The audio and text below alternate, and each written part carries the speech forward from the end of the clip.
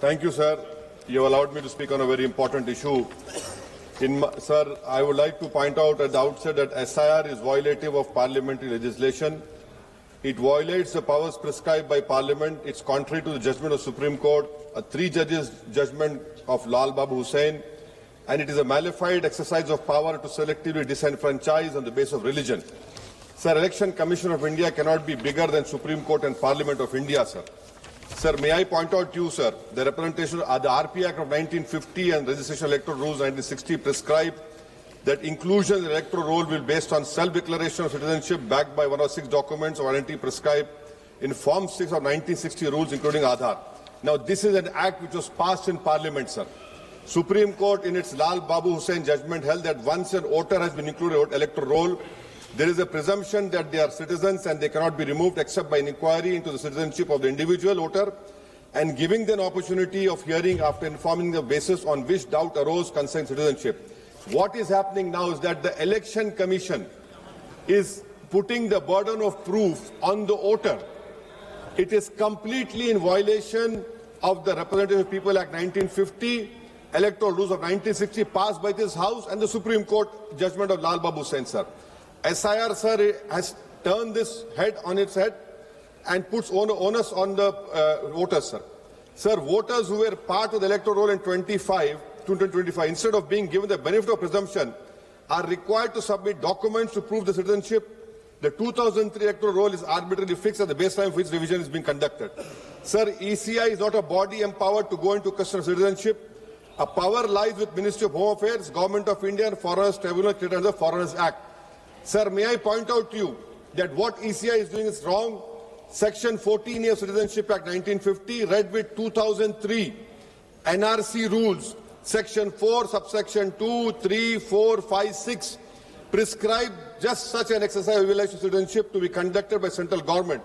How is it the ECI is assuming the power given to another agency of Parliament just by passing executive order? This is an occupied field. The ECI has no role to intervene. Sir, as per the ECI release, 65 lakh voters were included, whose names were included in the electoral roll after the commencement of SR exercise omitted from draft roll published on August 1, 2025. After that, sir, several lakh voters where names were included in draft roll were served with show cause notice. I have the copy of show cause notice that doubts had arisen on their right to be included in the electoral roll, and they were asked to appear in person with documents to prove that they were entitled to be included in the electoral roll. Sir, on what basis did the ECI issue these notices? How did the doubt arouse? Form 6 rule has been passed by this August House.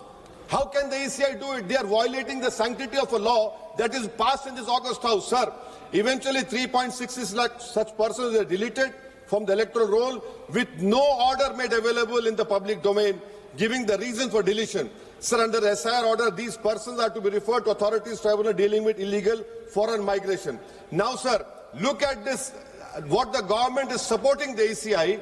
When this 3.66 lakh such persons deleted, the government immediately, which the draft is published on 30th August and finally 30th September, this government came out with the new Immigration and Foreigners Act 2025 and was notified, and an Immigration Foreigners Exemption Order 2025 cemetery is promulgated the same day. Under this order, sir, no action under Foreigners Act will be taken against illegal entry, presence for citizens of Nepal, Bhutan, Tibet and Sri Lanka, Tamils, in addition to persons other than Muslims belonging to Afghanistan, Pakistan, Bangladesh. Sir, when Supreme Court is seized on the petition of CAA, government issues a foreign exemption order. Why? Because they realize that in this 3.66 lakh, there can be people more than the non-Muslims also to protect them. You have done it, and then after 5 years of CAA, you will give them citizenship. That is why I say that this whole exercise, sir, I'm concluding, sir. This is why I say this whole exercise is a backdoor NRC. Sir, Ambedkar was asked, is India's democracy? He said only in formal sense. To be democracy in the substantial sense, political power must be held by the most marginalized and the weakest. He repeatedly said political power is the key to social progress. You have only 4% Muslims over here. The ruling party has no Muslim member. If Lok Sabha increase representation of OBCs and the upper caste is there, now it is at the cost of whom? Muslims are not there. They're not being reflected in the secular parties. For example, if Muslim majority seats like Wayanad can elect non-Muslims, surely Rai Bareli, Amethi, Ottawa can elect Muslims, sir. And now coming to this electors, sir. We are only become electors. We are not getting elected. Please conclude. Sir, I'm concluding. Sir, give me 2 minutes, sir. Please, sir. Now coming to this whole donations, BJP got 88% donations, sir. Nearly 2,243 crores. So we the people is now represented by we the private limited. I would request this ruling party to please consider adopting a mixed member parliamentary system like Germany. Each voter has 2 votes, one for their MP and one for a political party. A tally is done. First, all local winners get seats, and the rest of seats are filled with the overall number of seats. Each party matches roughly percentage. Secondly, sir, delimitation. Don't do delimitation like what you have done in Kashmir and in Assam. Because if BJP it is delimitation, another game, it has to win, then the loser is going to other political parties. But the loser will be country's democracy. Sir, right to vote. Ambedkar called it a principal theory of the Constitution. I would demand, I have put a private bill last assembly, the age of contesting elections for MLA and Lok Sabha should be brought down to 20. Rajya Sabha 25, for Vidhan Sabha 22. Why? Because, sir, we have 52% of India's population under the age of 30. What are we giving to them? So that is what I propose. And lastly, Thank sir, you. and I'm including this. Lastly, sir. Sir, I'm just concluding, sir. Lastly, sir, we must build a consensus and make right to vote a fundamental right.